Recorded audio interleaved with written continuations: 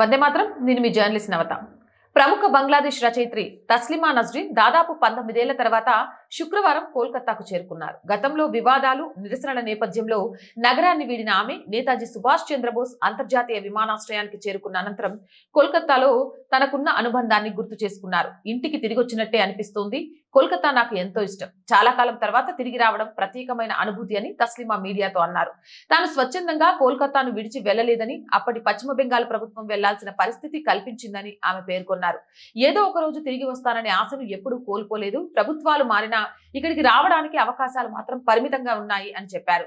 తస్లిమా నస్రీన్ 2007లో కోల్కతాను వీడారు. ఆమె ఆత్మకథ రచనా ద్విఖండితో పై చెలరేగిన నిరసనల నేపథ్యంలో నగరాన్ని విడిచిపెట్టాల్సి వచ్చింది.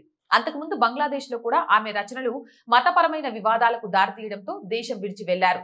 అనంతరం కోల్కతాతో దాదాపు 10 ఏళ్ల పాటు నివసించారు. 2003లో అప్పటి వామపక్ష ప్రభుత్వ హయాంలో ద్విఖండితో పుస్తకాన్ని మతపరమైన మనోభావాలను దెబ్బతీస్తుందనే కారణంతో నిషేధించారు. తస్లిమా రాకను భారతీయ జనతా పార్టీ స్వాగతించగా ఇతర రాజకీయ పార్టీల నుంచి భిన్నాభిప్రాయాలు వ్యక్తమవుతున్నాయి.